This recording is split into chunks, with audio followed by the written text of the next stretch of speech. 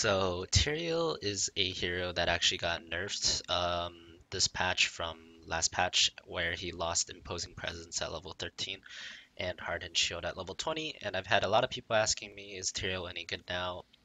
And it's kind of an interesting situation because while Tyrael was nerfed and the Tyrael of this patch is definitely worse than the Tyrael of last patch, I think the meta fits Tyrael a lot better right now, and I think Tyrael gets a lot more play, and he's certainly not a bad or useless hero. So today we're going to be covering the skill tree, going over the talents, what talents you take, why, and maybe why you don't take the other ones. So without further ado, let's get started here. So level 1, you get Purge Evil. Purge Evil is by far the default. 30 more damage to heroes is a pretty significant thing. As Tyrael, you're very often kind of trading with other heroes. You're very, very mobile. You can kind of jump into the backline, get like a QWE combo on a squishy and then run away pretty easily. So, getting the 30% damage is just really good. The other talent tiers that you might want to get on this level include Even in Death. Even in Death is good if you know for sure that there's a high chance that whoever is going in is going to die and you want to maximize the uh, trait value. As cheesy as it sounds, there are some situations where that can occur where, let's say, the other team has like a chain stun one shot comp, right? Like they have ETC, Malfurion, Kalthas, whatever. So they can definitely kill one hero, but they use all their abilities to do it. So in those cases, you go in first as the Tyrael. You do as much damage as you can. They chain stun you, you die, and then all their abilities are down, and you have this even in death passive that's gonna hurt them a lot, and they have no abilities.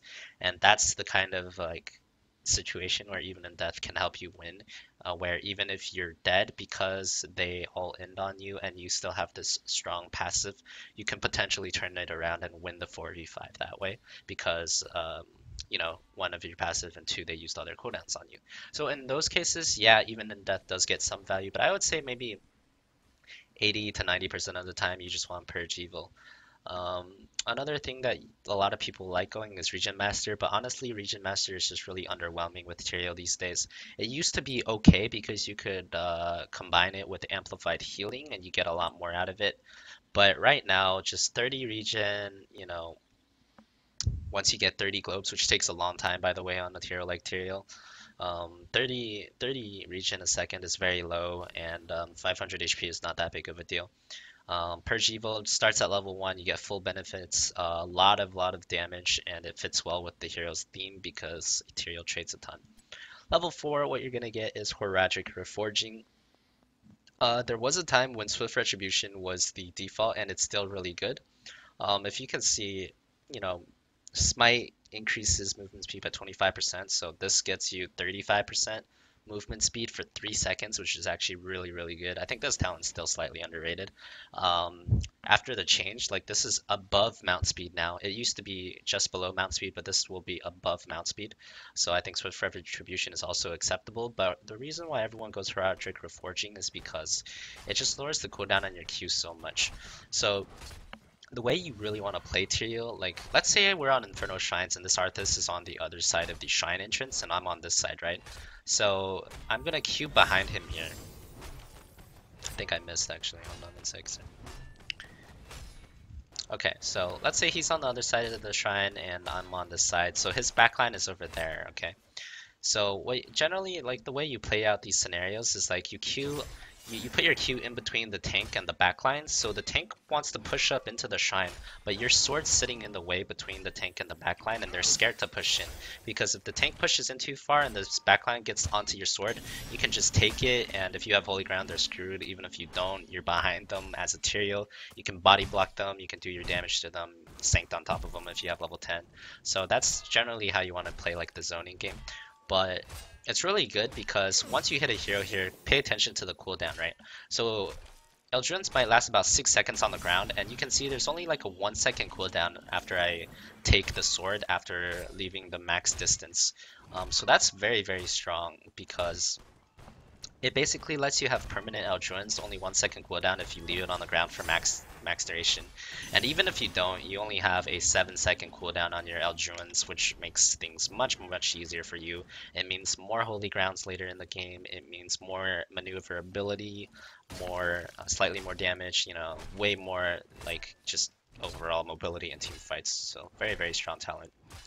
Um, and I'll talk a little bit about what I like to do as Tyrael as well. So just reset talents real fast here. So generally as Tyrael, there's a lot of ways to play this hero, and I don't have time to get into it too much, but if you want to see how to like Q optimally, like one thing I notice about a lot of Hero League Tyraels is like they'll just Q anywhere around you. Like they don't really care where this circle is, as long as the the sword hits you, they're fine with it. So you always, when you're chasing someone, you always want to hit it right behind them, okay? You always want to make sure you can come out behind them, because that way, when they start to run, you can body block them here. You know, you're in perfect body block position. This is something that like Korean Tyraels will always do. Like they will always appear behind you. They can body block you from that position. They can hit you, stutter step body block. Whereas like even pro Tyraels and other scenes, I see them just like, you know, YOLO sorting, and then they're not behind you, and then they'll like hit you twice, but then they can't body block you, and the effect is way worse. Another thing is if you're right next to someone, you can sword on them. But don't take it instantly, because both the first and second charges of your Tyrael Q slows an enemy, okay? So if you're literally right next to them and they're not moving, you sword, you auto attack them a few times, and then you can sword again, and then they'll be slowed for, you know, instead of the 2.5 seconds, you can make it 3.5, 4.5, even 5 seconds if you chain it perfectly, right? So slow, you take it again, and then I believe they're slowed again. At least I think that's the case. Let me make sure for sure. Yeah, that's so both applications will slow the enemy. So that's another thing about the Tyrael sword. Less used, but still an application you should keep in mind. Um, so yeah, that's about all I'm gonna go into for the basics of the sword. I think Tyrael's Q talent is a large part of how good a player you can be, lies in the Q, and a lot of players don't realize this. You know, a lot of applications for zoning, for body blocking, for harassing, for just everything in general. But moving on, level 7, what you want is Reciprocate. Reciprocate is generally just by far the best 7 talent. You don't really need extra movement speed on your Q, because you already have it on your E baseline, and you know, your Q is already makes you so mobile. It's like a teleport on a 7-second cooldown. You don't need it.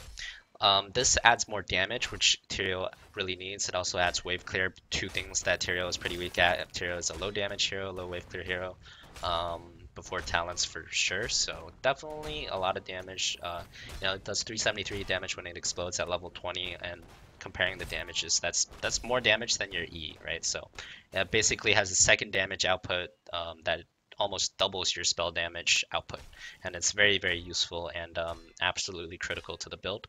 This Reciprocate is a lot better than follow through, because I think someone did the math on it, and follow through, okay, so 40% additional damage. Right now we have 171 attack damage, so that'd be what, like 40, be like 60 damage or so, around that range, maybe a bit more or less. But so follow through here would be what, 60 more damage, and if you even if you use perfect skill timing, you Q follow through, W follow through, E follow through, that's 180 damage. It's still nowhere near Reciprocate, right? So basically the math has been done, and even if you perfectly chain out follow through, it just does way less damage than Reciprocate, and it's single target. So always take Reciprocate. Follow through, I don't think it's ever worth it for that reason. Just math, numbers don't work out.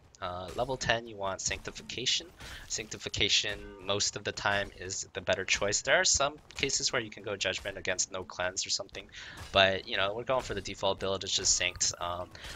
Invulnerability after a 0.5 second channel. Sanct is the other big part of Tyrael's kit that I think differentiates good players from great players, bad players from good players, etc. Knowing how to use Sanct is very important. You have to have like just the visualization in your mind as to where it's going to be, and you have to always keep in mind there is a 0.5-second cast time. A lot of amateur players will either, they'll sink too far away from their team because they don't understand exactly how big the circle is, or they'll sink too late and get silenced or stunned or something because they don't understand the cast time. So you always want to keep those two things in mind. And yeah, other than that, synced is just synced. It takes a lot of playtime to really get good and get used to it. Um, but when you do, it's extremely, extremely powerful. Basically, T-shield on your whole team if you can get it on them, right? So really, really good talent. Level 13 these days, you want to take Burning Rage now that Imposing has been out of the game.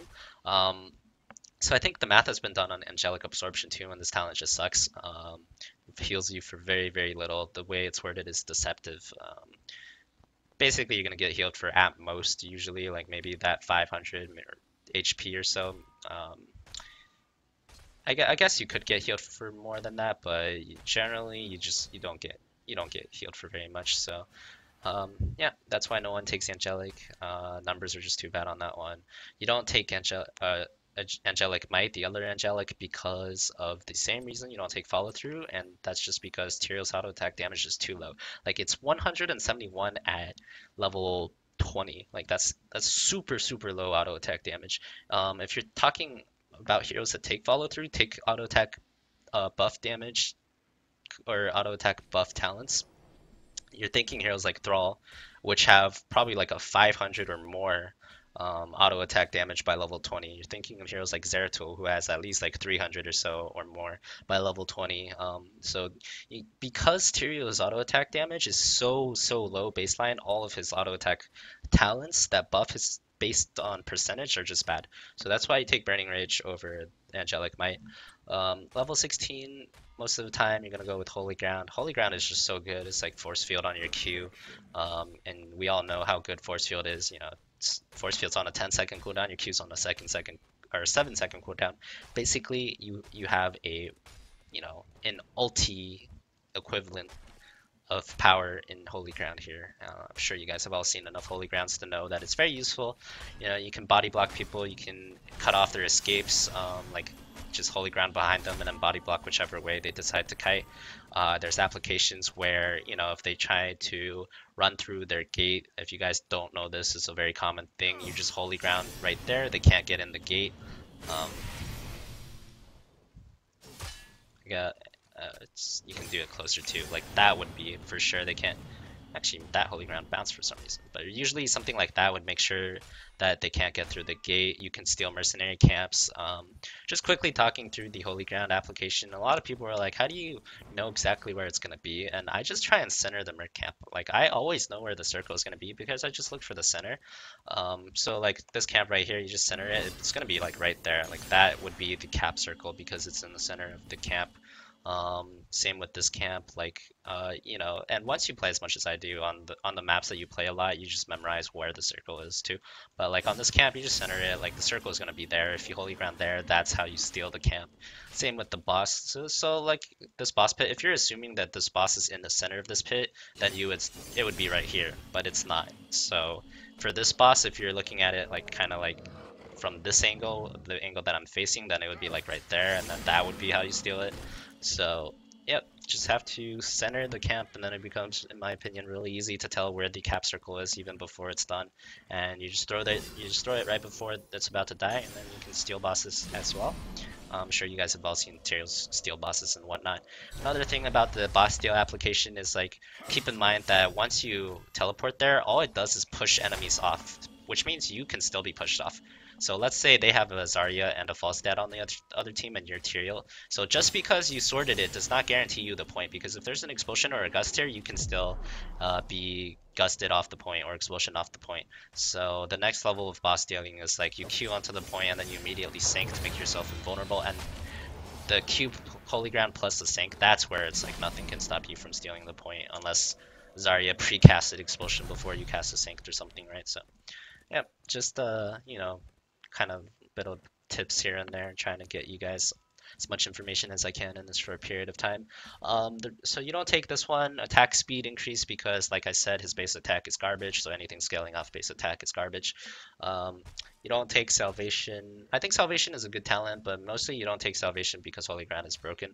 And you don't really take Blood for Blood these days anymore because, like, some people, I still see some people take Blood for the burst, but honestly, at 10%, it's just not that much burst. And you do heal for 20%, so you can take it for the healing, but I've always thought that Holy Ground is just too broken not to take. And unless you have a very good reason not to take Holy Ground, for example, you're doing a ETC Mosh Pit combo where you do Mosh Sanctification every single time, like that's something I could see where you don't take it because you're scared of pushing them out of the Mosh Pit with the Holy Ground. Um, because you're gonna always queue right on top of your ETC who is moshing. Like that's a good enough reason to not take Holy Ground, but almost every other case I think Holy Ground is just too broken not to take. But yeah, if you don't take Holy Ground for whatever reason, Blood for Blood is your next best alternative. Not only does it heal, it also has burst damage, which makes it more flexible than Salvation. And level 20 these days, with the removal of Hardened Shield, most of the time you're just going to take Holy Sync Arena, increasing the duration of Sync by 1 second, always really good. 25% damage buff, really good as well for the people in Synced. Every now and then against heavy magic damage comps, I'll take Nullification because it's basically like a slightly crappier version of Hardened Shield if the enemy team is mostly damaged, but I would say like maybe 80% of the time I take Holy Arena, like maybe 19% of the time I take Nullification Shield, and 1% of the time I take Nexus Blade. The only time I take Nexus Blade is if I'm coring and I just hit 20 and I take it, and my sync has already been used, and I'll just take this, and the enemy team is all dead. Then if all of those things are true, then I take Nexus Blades because it's the only thing that's gonna do more damage to core, but yeah, most of the time you just want Holy Arena. So this is going to be the complete Tyrael build here. So, yep, hope you guys enjoyed. All of these are pretty standard talents. Hopefully I explained as much as I could about why you shouldn't take all the talents or why you should take them. And yeah, okay, before I forget, a lot of you guys have been asking me how I do this. So Tyrael has this cool trick where you can queue out of the fountain, heal, heal, heal, and then you can take the sword and immediately mount up. You can do that with any other hero. There's a video on my YouTube explaining that if you want to find out more.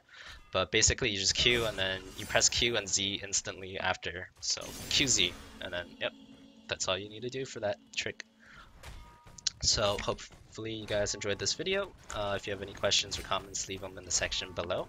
Make sure to follow my Twitter at FanHOTS and follow the YouTube channel as well.